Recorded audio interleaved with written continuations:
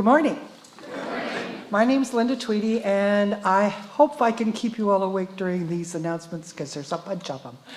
Okay, time to renew governing membership. This is the last Sunday that we'll have someone in the lobby to renew your governing membership. So get out there and check it out and sign your name. Power of Presence with Reverend David starts this Wednesday, February the 5th at 10 o'clock. Based on the book, The Power of Your Presence, Bringing Your Boldest Self to Your Biggest Problems by Amy Cuddy. Sign up in the atrium or show up on Wednesday. The Q process is this next Saturday. During this interactive class, you'll experience powerful exercises, multimedia presentations, and meaningful discussions to support you in creating the life you desire. That's this Saturday. You need to sign up and pay by today in order to be in next Saturday's class.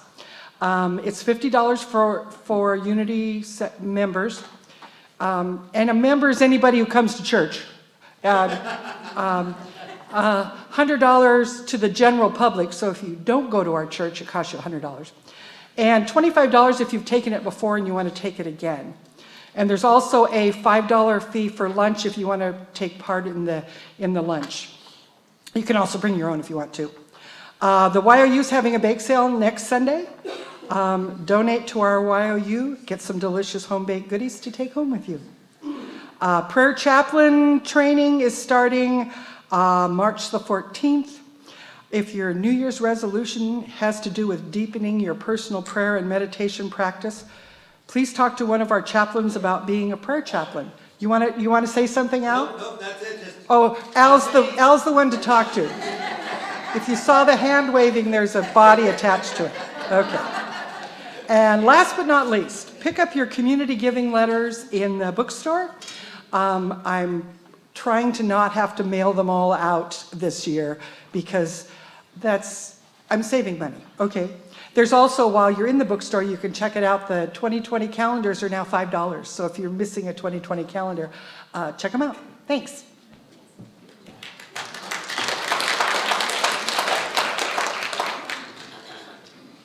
So this is Center Update with Dr. Gary, an opportunity for me to share a bit about what happens behind the scenes, things that aren't necessarily apparent via our community announcements. So today I want to share about a milestone that we've reached together as a community. First of all, we've been talking about our evolutionary process moving out of a minister-centric ministry practice into mission-centric ministry. The reason is that currently in congregational ministry, 9 out of 10 churches are in decline, and so it makes sense that we be proactive and move into a different ministry practice that is more sustainable. But suffice to say, we need to kind of understand the dynamics that we're having to work with. In any church dynamic, regardless of practice, whether mission-centric or mission-centric, there are typically 3 congregations or 3 distinct cultures that make up the whole. So Congregation A is the relationship that is formed by the ministers and the Board of Trustees. This is a unique culture. It's different than any other culture within the church, although this culture is a part of the greater whole. Then there's Congregation B, could be described as the 20% of our community that provide 80% of the resources in our ministry. And then there's Congregation C, which is the majority of our folks, the 80%, but their effort amounts to about 20% of what is needed. And this describes the 80-20% rule, Pareto's principle. And so in any dynamic, you have a small group that outperforms the whole, and so it's important for us to keep that in mind. Associated with this particular cultural dynamic, Congregation C, is a phenomenon, and that phenomenon every church has. It's called the Revolving Door. And so what this means is that everybody who's coming into the church new is in a culture of receivership, and those who are in the 20% that provide 80% of the resources, they're in the culture of ownership. So it makes sense to understand that if one is in this experience of just coming and checking this out, that there is a trend associated with this group, and that is 90% within 1 year in Congregation C moves on unless they upgrade, unless they become a part of the culture of ownership. And so this is important because if we have a small group of folks that provide 80% of the resources, it's important to know that that 20% lives in the demographic of our aging population. And so what that means is that the traditionals and the baby boomers, as they age out, that 20% ceases to provide the 80% of what's needed. It dwindles to 70, to 60, and so on and so forth. So it's incumbent upon us to understand this phenomenon and to reach out and consider other possibilities. And so we are in the process, bless you, as mission-centric ministry, it's a different funding approach. In minister-centric ministry, we're funded by you feeling spiritually fed and giving into that desire to give back. And while this has been the tradition in most congregational ministries, 9 out of 10 churches are now in decline because of this tradition. In other words, it's the contributions aren't measuring up to the actual expenses of churches. So the spiritual cooperative is an idea that's based upon if everyone was doing what they can do, a portion of what is needed for the whole, then we could sustain this ministry out of the effort for each of us to participate in a spiritual cooperative. And so what that means is that each year we need to take ownership of how we're doing with respect to mattering and with respect to the sustainability of this organization. So we have a practice every year at this time around our annual town hall meeting and annual meeting to hold up the mirror, to share how we're doing with respect to our financial state. Where are we in the effort to 100% underwrite our operational expenses via automatic giving? And we started this a couple of years ago, and so this year our need from the community in terms of what we want to own, what we want to 100% underwrite, is $240,000 and change. And there's 160 of us, and if we divide 160 into that figure, it comes out to about $125 a month per person. Now, not everybody can afford that, and we need to acknowledge this, but we need to acknowledge at the same time that this is our reality. And as we work to move the needles, we need to understand kind of what it is that's important for us to track so we can see how we're doing and see if our theory, if the spiritual cooperative idea is actually working. Is it actually moving the needles? So there are 3 things that we track, 3 things that we measure. We measure the amount of individuals and families that are involved in some form of automatic giving because this is the most reliable way in which we can count on the support that's needed. We also measure what percentage of the operational expenses does that group, the community of automatic givers, offset with respect to our operational goal of 100% funding our operations.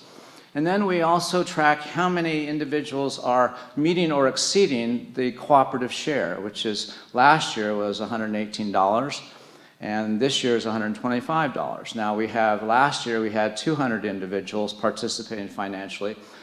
This last year, or the year before last, this last year we have 160. So we are also a part of the phenomenon of decline insofar as the numbers. But the interesting thing is that with less numbers, we've outperformed however we've done in years past. And so look at this. So last year, we had 76% of our community involved in some form of automatic giving, which is through the Tidely app, through automatic bill pay, through giving us your credit card to debit, or the religious writing of checks. And so we count what percentage of our congregation. Last year we had 200, and so 76%. And that effort of that community of automatic givers produced 68% of what was needed for us to underwrite the expenses of the church. And last year was $283,000. And so also in 2019, only 29% of our folks could meet or exceed the spiritual cooperative share, which was $118 at the time. So this is not an easy thing. But when we recognize that everybody of different means, if we all consider our capacity to own together, we can do it. It's just that we have to shift into doing what we can do as opposed to doing necessarily what we're doing. So this year, the exciting thing is that we've increased all of those percentages. We now have 81% of our community involved in some form of automatic giving. We have We've now meet 73% of our operational expenses, so we're really close to really owning the whole thing. The exciting thing is that we have now 39% of our community meeting or exceeding the minimum the spiritual cooperative share. So, and that's $125 this month. So finally, I'm going to land on, just for your consideration, our effort is to move the needles. We're not asking anybody to give anymore. We're asking us to be more intentional about how each of us is in our relationship to the church. So if you can, and this is the interesting thing, about 15% more of our community is almost ready to meet or exceed that spiritual cooperative share. So for many, it's just a matter of revisiting and aligning your effort with our goals. And if you're not involved in some form of automatic giving, to go ahead and do that, because that makes a difference for us. And if you have provided us with your credit card, to shift to your own automatic bill pay, so it would save us thousands of dollars. So anyway, that's the sharing that I wanted to make, and I believe, Jim, this has been the first year that we've been in the black in a long, long, long, long time. And it's because we have shifted the energy, and we're now a spiritual cooperative, and it's working. And congratulations, we're making a difference in the New Thought movement. God bless.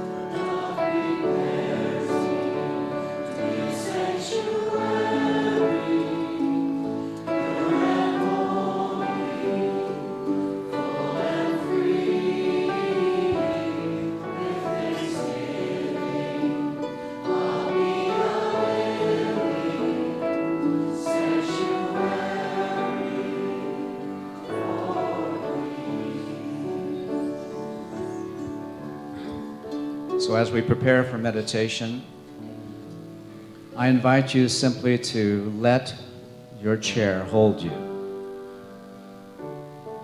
Just allow yourself to be completely supported and feel yourself just easing into this moment.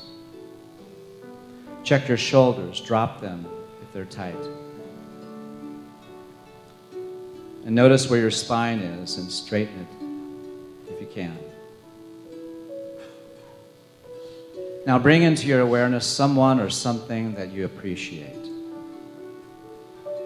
It could be a family member, your life partner, cherished child, beloved pet, or a fond memory.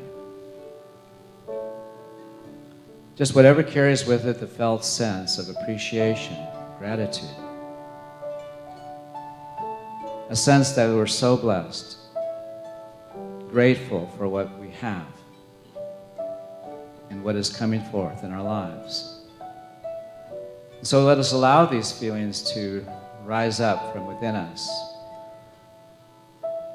Imagining all of us contributing now to this field,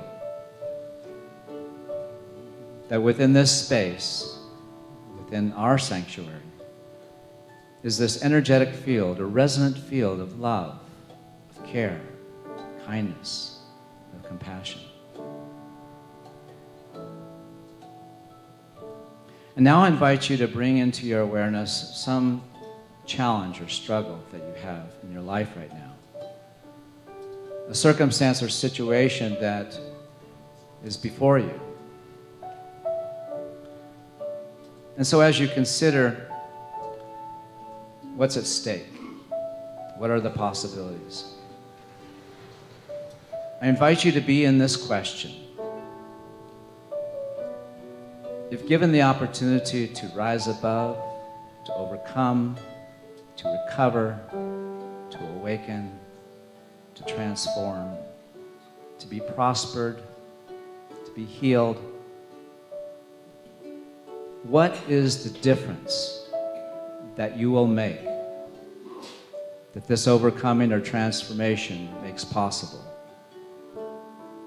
What is the difference that will become you as you imagine yourself shifting into a new dimension of your own life, of your own capacity to be the one in your life unto it and in our world, source of light? What is the difference that you are here to make? That which is before you is simply grist for the millstone of your own becoming. And so let us now retreat into the silence as we open our hearts and pose this question: what is the difference that is mine to make in the silence?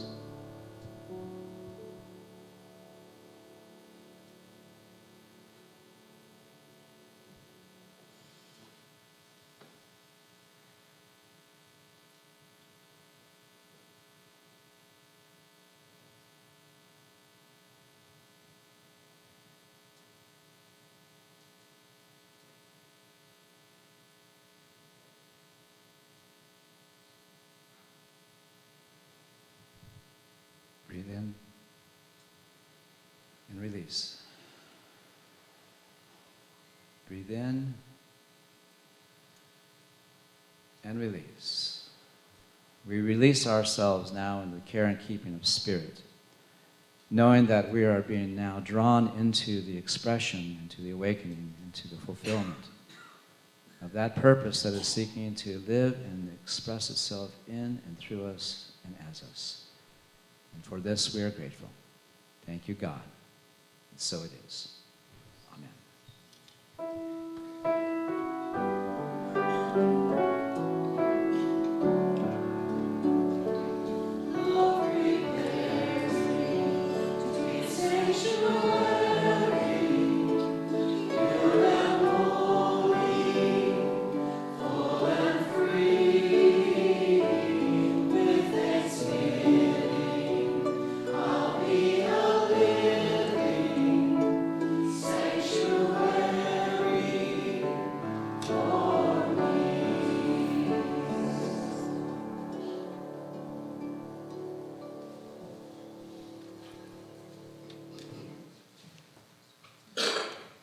Thank you. This is a sanctuary for peace. Can you feel it? Yes. Well, good morning, everyone. Good morning. The Franciscan priest, Father Richard Rohr, asks an interesting question. Which word is most important in the phrase contemplation and action? Now you might say, well, it's action, because without doing something, nothing's going to change. Or you might say, no, it's contemplation. You want to connect with Source and be guided by Spirit, whatever it is you're choosing to do. And his answer is the word and. Both aspects are needed. And as you heard earlier, our mission at Unity Spiritual Center is transforming lives and inspiring people to make a positive difference in our world. So this mission has two aspects to it. There's the internal part, spending time in the silence every day, focusing on the awareness of our connection to Source and listening for guidance, asking for guidance. And this interior aspect of our work includes transforming our lives by healing any unfinished business that we might have from the past, so that we can take action by walking freely through life, unfettered, unbound by conditioned behaviors that come from our past, that come from limited, faulty beliefs that we may have picked up in our earlier years. Beliefs like, I'm not good enough, I don't matter, people can't be trusted, The world is unsafe. Until we do the more introspective work, we will just keep projecting those beliefs onto our experience, and we'll be meeting up with what we don't want in life. And if I have a belief that I don't matter, that I'm powerless, or that people can't be trusted, what will my experience of life be? Life is going to mirror for us exactly what is in our psyche, and we will gather evidence, in fact, to prove unequivocally that what we believe is actually the truth. And we won't even know we're doing this. We'll just know that that's the truth. People can't be trusted. So we begin by cleaning up our own backyard first. And it's about creating and sustaining an inner life of peace before we see it show up in the outer world. And there really isn't any way around that. And this is why the Q process is very helpful for us on this journey.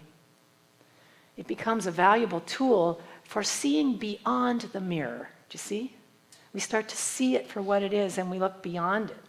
And if we're not willing to change how we are being in the world is not going to change its mirroring faculty for us. And it's like getting up in the morning, looking in the mirror, and then trying to comb the reflection. So it's about changing our own consciousness first, instead of trying to fix the mirror. And learning to seek and serve the evolutionary impulse, the greater good that is coming forth.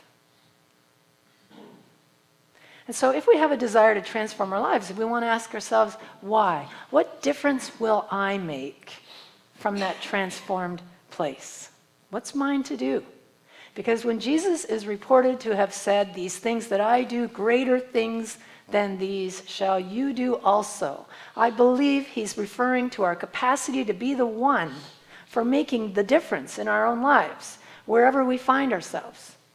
And the ability to do these and greater things, it doesn't lie in some supernatural power that we have to get or some mystical ordination that has to be bestowed upon us.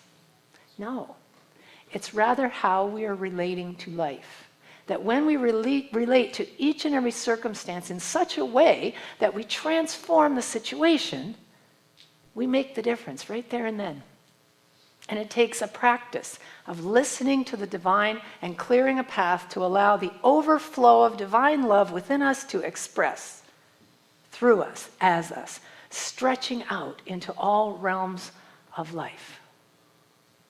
And that brings us to the second aspect of our mission, which is taking action from that clear, spirit-led consciousness, compassionate action, free from the past, allowing love to lead, bringing forth heart-centered action that can make a positive difference in our world. And we're talking here about the practice of contemplative activism. Transformation through awakened action. That's what we're all about here. My talk title this morning is Making the Difference. You'll notice it's not about making a difference. I'm talking about the difference. That's how important I believe this work is. Let me ask you a question, though. When you look around at the world, when you see the kinds of things that are happening around us, do you ever feel kind of powerless? Do you watch the news and wonder what on earth one person can do about it all? Seriously. Do you ask yourself, what difference can my small contribution make? So we might look at contemplative activism and ask, well, how does consciously becoming a presence of love, healing, and peace help to change the world? Not only do I believe that it does help to change the world, I am convinced it is the primary practice that makes the difference in bringing forth a world that works for all. I think it's seeking to evolve into being right now, and we are the ones to make it come forth. Do you know that about yourself? Because one person's actions can truly make the difference. Greta Thunberg is a prime example. She gets the nudge to sit with a sign in front of the Swedish parliamentary buildings and go on strike for the environment. One young person with a sign. 1 year later, millions joined her around the world. See, her vision caught. And there are many just like her who have been doing this work and continue to do this work. One person can make a difference. can ignite something. Mahatma Gandhi, we could certainly see how he made the difference in a big way. But did you know that as a small child, Gandhi was afraid of pretty much everything? From snakes, from the dark, to other boys. He was a very fearful child. Until a kindly woman who worked in his household taught him how to use a mantra. And from that one action, this woman inadvertently played a huge role in freeing India from non-violently from foreign rule. That one action that she took. So our heart-led actions can be the ripples that change the world. And we never know how far those ripples go. We just never know how far they travel.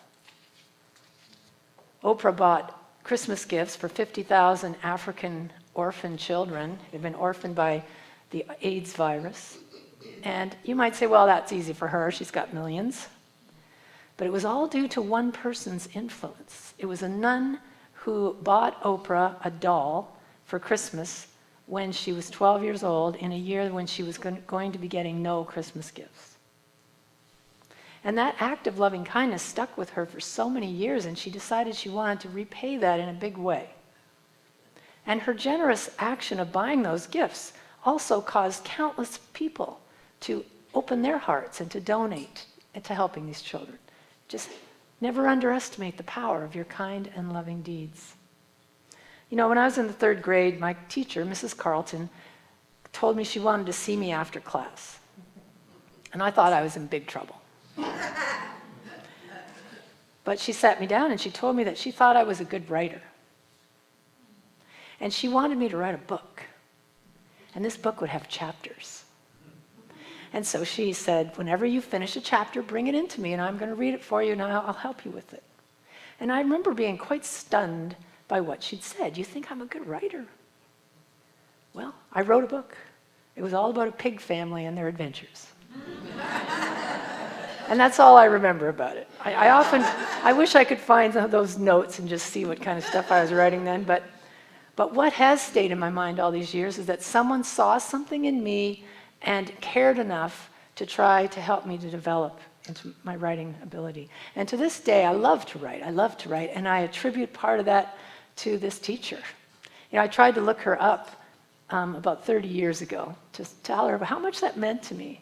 And by then, she was long gone. She's retired and probably passed on by then. But just think about that. One moment of kindness, encouragement, whatever it is, can put someone on a trajectory of transformation that we never ever see. But we can rest assured that love always makes the difference. Always. Last weekend, I spent time with the people who serve youth ministry in this region.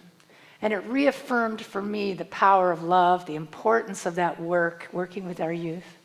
And I was moved several times over the weekend by the commitment, the vision, the caring for our young people. What they are doing matters. Those of you who volunteer in the youth department, what you are doing matters more than you might know. So what's Spirit nudging you to do?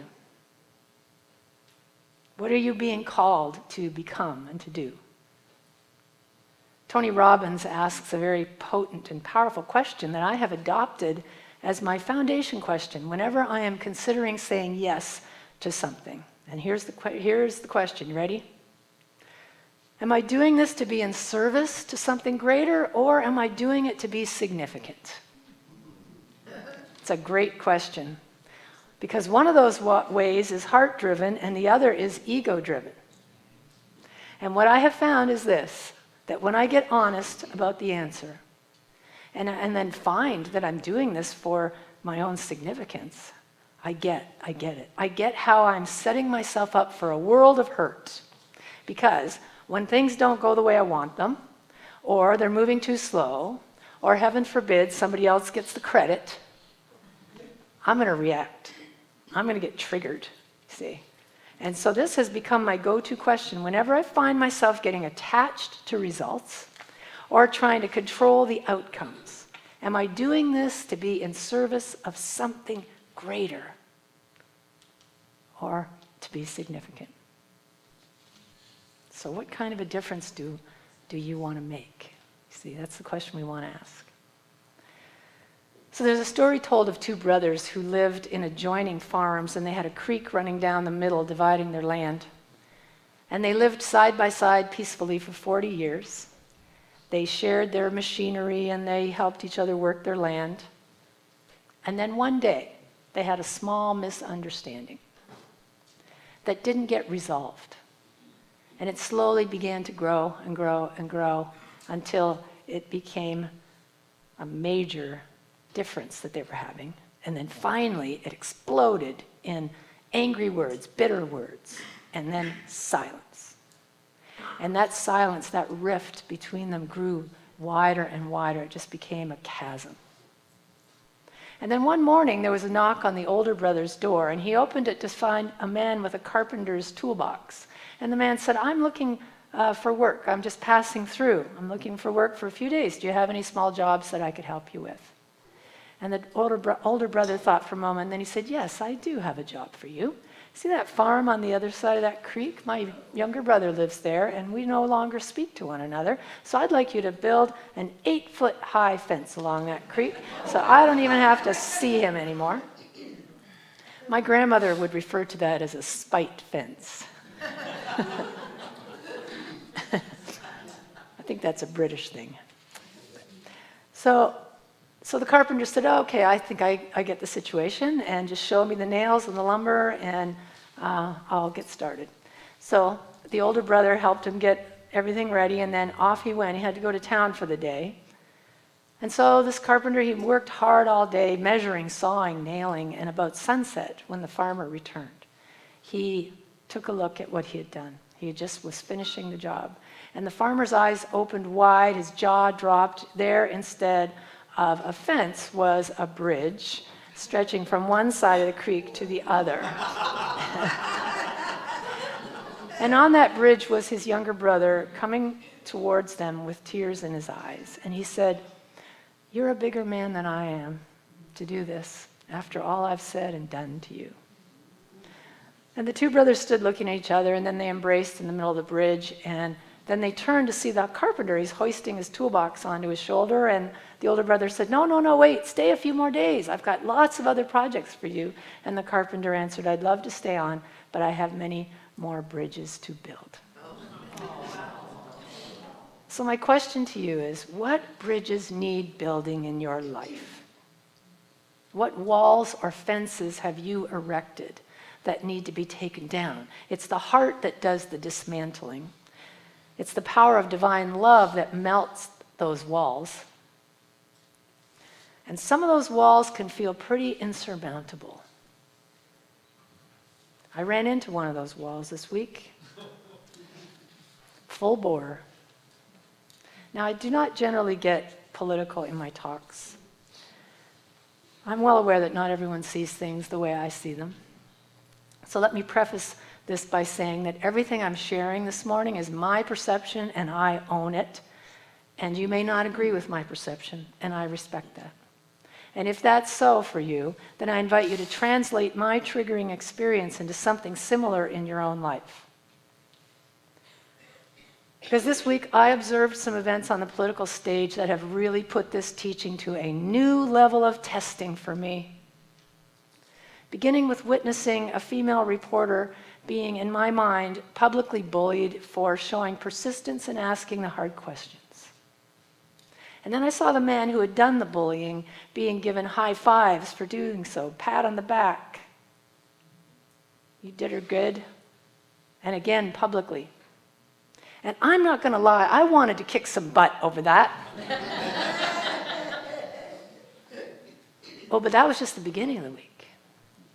Then it moved on to watching, again in my perception, undisguised corruption unfolding before my eyes in the political system.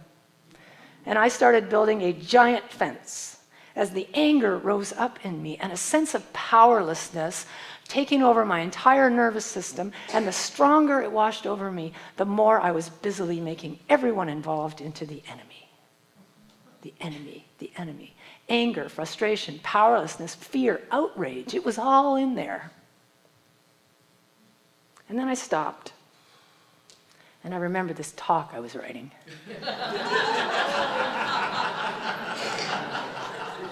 It never fails. Seriously, never fails. And so I did what I know to do. I sat down and I asked my heart for help, for guidance. Help me to see it differently. And I decided to do a Q process worksheet to help me work through it, see if it might help me burst through. And as I did, the first thing I noticed was how much my heart was hurting to witness this. And I saw that it had triggered all kinds of unfinished business from my past. I started to remember times I'd been treated that way, talked over, or talked down to, believing my voice didn't count or mattered. I remembered times when I felt so powerless and sad about not being able to stop something from happening or fix something. This was a hard one for me. And the irony was not lost on me that I was writing a talk about how one person can make a difference and at the same time being unable to act in any way that could affect the outcome of what I was watching unfold. I got the dichotomy there. And so in the midst of all that, I felt great compassion for myself rise up. I started with that. I started to give myself compassion for how hard it is to feel this way. And as I did, my heart began to lighten. Things began to shift a little bit, and then I looked at the situation with the eyes of the heart, and I asked the deeper intelligence within me for help, for guidance in seeing this in a different way. And like a flash, I suddenly saw all the people involved in this as very frightened little children, caught in the illusion of separation. I saw how afraid they were, insecure, worried about losing power or being exposed. I saw them lashing out in fear disguised as bravado. And I realized how sad that was. Wow. And what I really got was this. What appears to be power over is really powerlessness in crisis. And I don't say this in any condescending way, but in total compassion for my fellow human beings, because I have participated in those same behaviors when I have felt fearful, when I feel like I'm losing control or I'm powerless. In fact, I was doing the very same thing in that moment as I was lashing out in this righteous condemnation. And so I caught myself doing it. And I actually felt the compassion in my heart grow even wider as Spirit showed me something else. We have to go against our true nature in order to do something like this, to act like this. And I saw how much that robs our soul, how much that drains us of our aliveness. And my compassion widened again for all of us and how hard it is to be human, to be hypnotized by the illusion of separation, to be caught in duality. It takes guts to forget our magnificence, truly, and our oneness. To be spiritual beings living in the manifest world and bumping up against small r reality all the time, oblivious to our true power. In fact, looking outside of ourselves to try to find it. And learning defensiveness, resistance as a way to cope. It's part of the human condition. Now, to be clear, compassion does not excuse corruption or hurtful behavior. Not in any way, shape, or form. It didn't make the actions I was perceiving okay in my mind. But I was able to think more clearly about what my authentic action needed to be in response. How can I take action in a much more empowered, conscious, and compassionate way, much more so than I possibly could have in that first moment of reactivity, unencumbered by the past. And so I wondered, what would serve the greater good here? Am I taking action right now to be in service or to be significant? note to self, wanting to kick someone's butt falls very firmly into the doing it for significance category. I can attest to that. And so I spent time asking my heart how to respond to the reporter incident. And as I got into a state of deep, deep gratitude, deep compassion, the answer just became clear. And so I reached out to the media outlet that she reports for with some financial support in her name, and I included a note of gratitude and encouragement in honor of her excellence in journalism.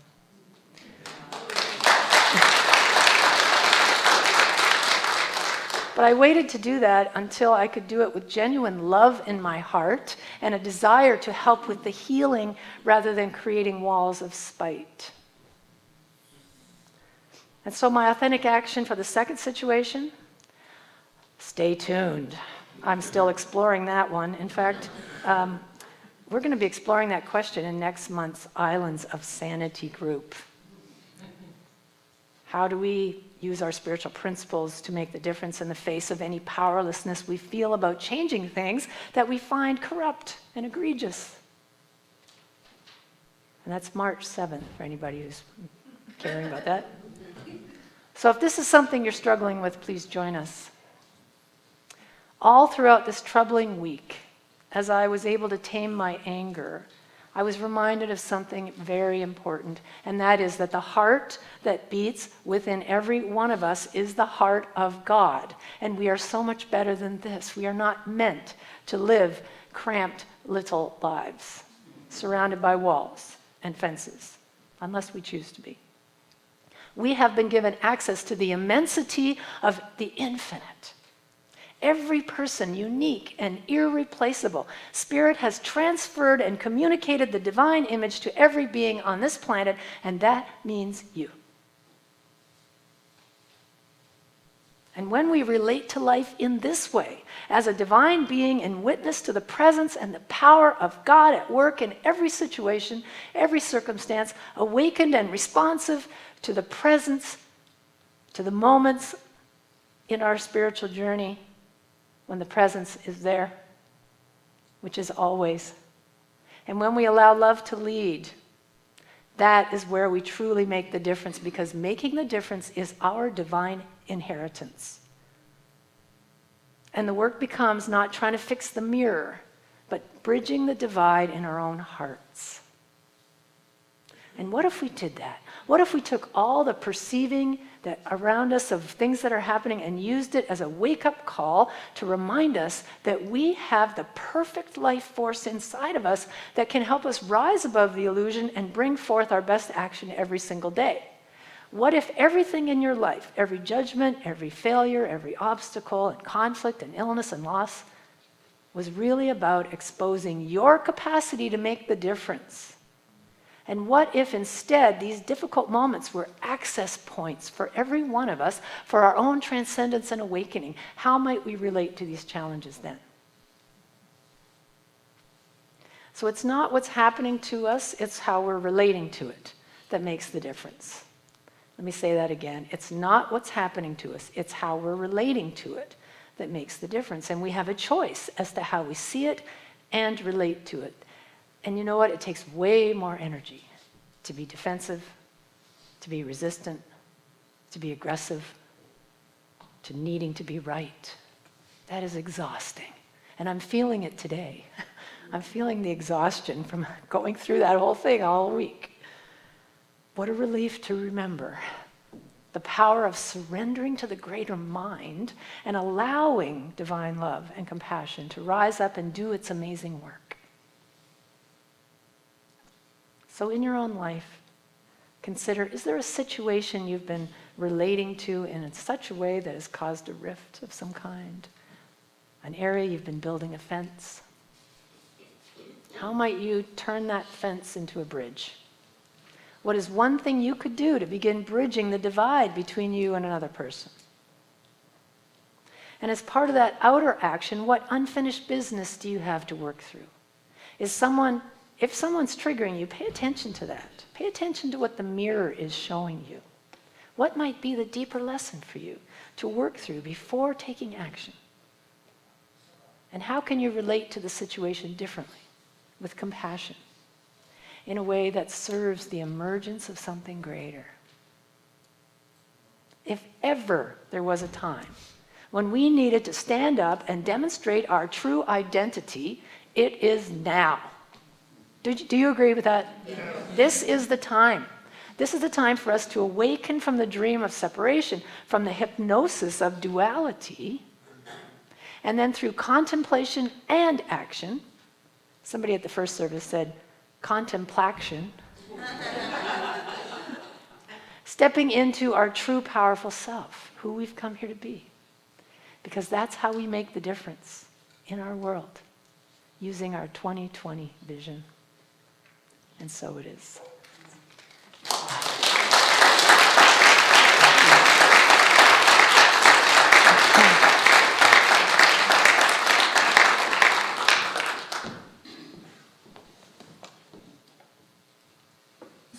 I feel so grateful to be a part of this mission that we're on together and everything that Reverend Jane just talked about. Anyone else with me? Yes. And grateful for the humility and the sharing of her personal experience, and just how you bring yourself is just really powerful. And here I read to you what unity stands for, because here we are in this Unity Spiritual Center, right? So we stand for peace in the presence of conflict, exactly what we've heard about, for love in the presence of hatred, and for forgiveness in the presence of injury. I mean, this is it. Unity honors the many names for God: love, life, spirit, universe, the many paths to God, and for we know that there is only one power and one presence, one life. Each of our lives is that one life. So whoever you are, and wherever you are on this journey, on this transformational journey, you are welcome here. We would like to especially welcome anyone who is here for the first time. If this is your first time and you are comfortable, you can raise your hand and identify yourself. Anyone here? Wonderful. We have one over here. Welcome. Welcome. And then one over here as well. Yes, welcome. Super. We've got a couple of wings. Can you raise your hand again one more time? Our usher has a packet, and in that packet is information more about what we stand for and what we do here. And on the outside of it, there is a form you can fill out, and that will add you to our weekly update, as well as a quarterly newsletter. So if you're interested, you're welcome to fill that out and put it in the offering bag as it comes around, instead of giving a donation today. So we're glad you're here. Welcome to all of those of you that are visiting here for the first time. You can also take that packet, those of you that are new, to the barista stand right here in our fellowship area and have a free beverage of your choice. So enjoy that. As well as going to the bookstore, you can get a free copy of today's service. If you'd like that, you can get that at the bookstore as well. If you have any questions or would like a name tag, one of those sticky name tags, please visit our information desk, which is just to the left as you head out that door, out of our sanctuary doors. And one of our welcome team members will be there. But truly, I think this is such a welcoming community that you could probably ask about any one of us, and we'll be happy to talk with you. We're glad you're here, and we also want to welcome our online viewers. I know I've utilized that as a wonderful tool to get the message and connect with this community from a virtual distance, and we thank you for joining us this morning. Now we get to welcome and greet each other with a handshake, a hug, a high five, a namaste, whatever you're comfortable with. And before we do that, we're going to do our community song, or our welcome song. Welcome song. Please stand if you're able.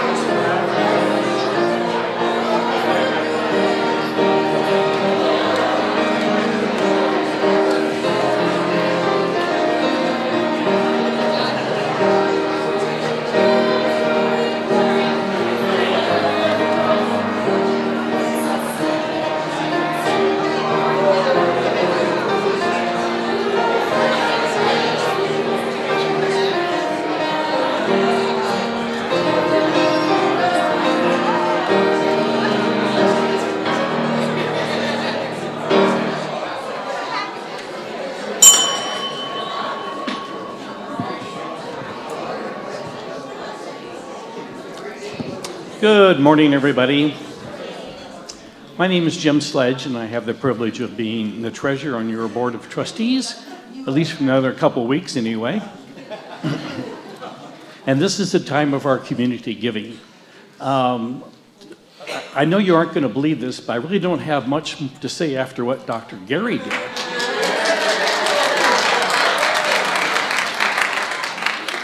Well, since you asked, I did have one more thing. And that one more thing is gratitude. And I think we're all gratitude that more and more of us are discovering the value and the warmth and the love of being part of the ownership in this wonderful spiritual community. So let's take that gratitude into our hearts as we say our prosperity blessing together. Together, I know that my giving blesses and multiplies all that I am, all that I have, and all that I give and receive. I give thanks for the abundance that is mine to share, and so it is.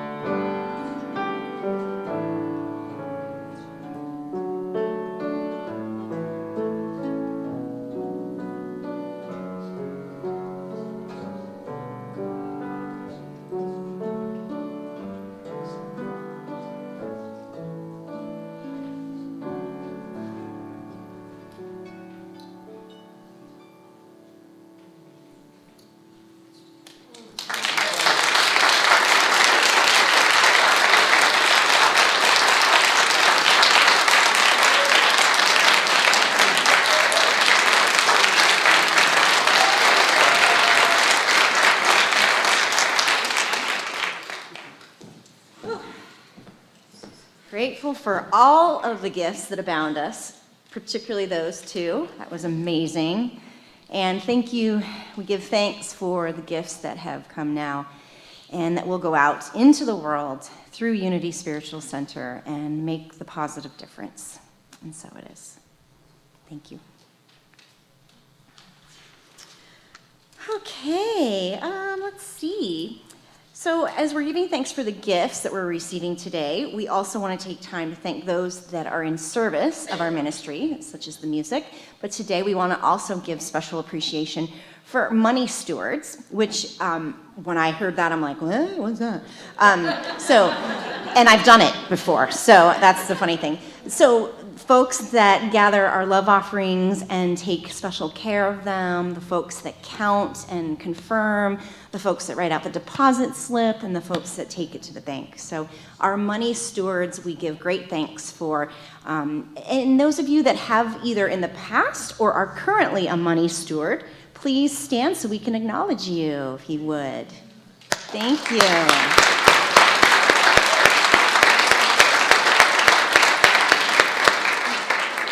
We are grateful for your service.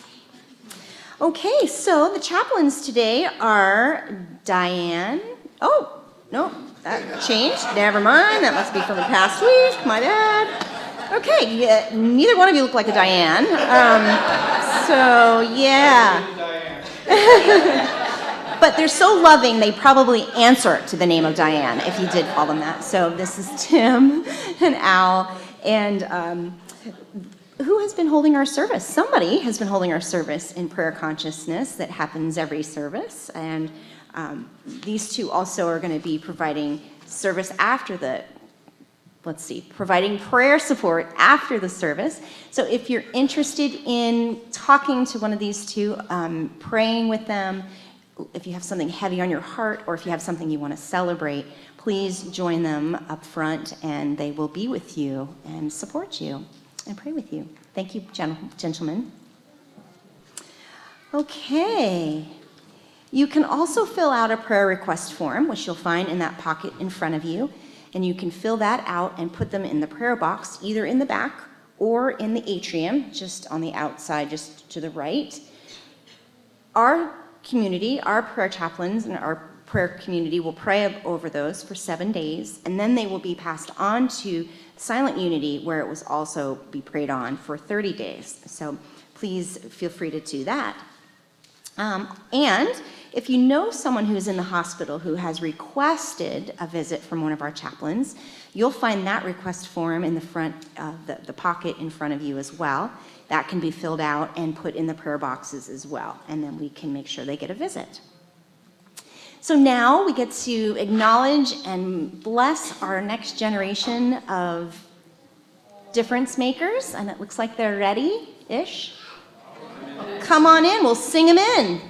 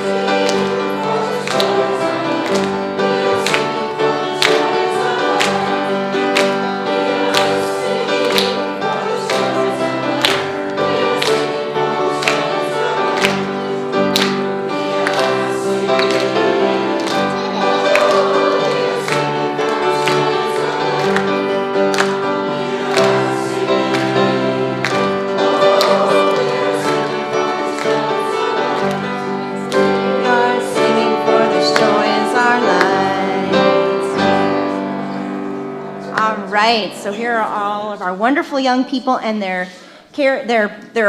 leading leaders of adults that are living and caring for them. So we have an announcement from YOU. So the YOU wanted to thank all the Congress and all of you for supporting our soup luncheon last week. We made around $600, so that's really great news. And we also have a bake sale coming up next Sunday, February 9th, and we'll be bringing lots of good treats for you guys, and they'll be accommodating to some dietary needs as well. And so, yeah, we hope to see you all there, and all the funding goes to our camps. We have another one coming up, which is Rally, so that will be very fun. So thank you so much.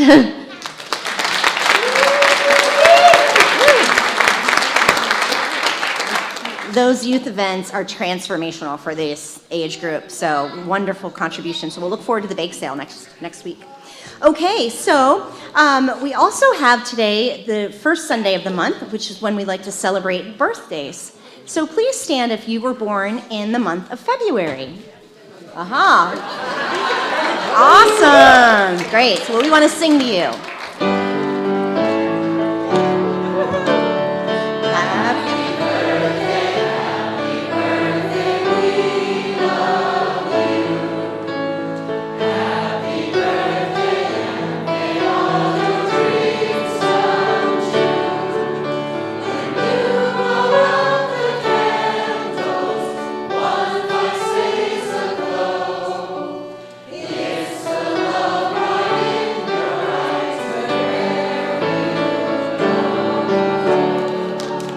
Happy birthday to all of you. Okay, well, we are grateful for all of us here, and we want to say a gratitude for our young people here at Unity Spiritual Center as well. So let's take a moment and bless our children, if you'll join me. Be the love you are. Sing the song you hear. Share your joy of life with people far and near, and for ourselves. Be the love we are. Sing the song we hear. Share our joy of life with people far and near. Wonderful. All right, so for kids, if you'll find the people you came with.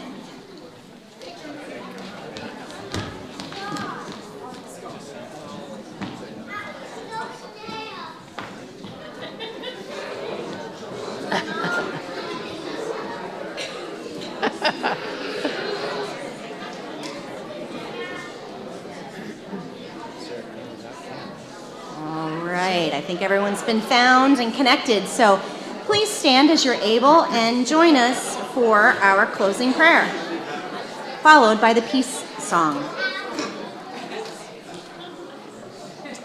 The light. All right. The light of God surrounds us. I am the light of God. The love of God enfolds us. I am the love of God.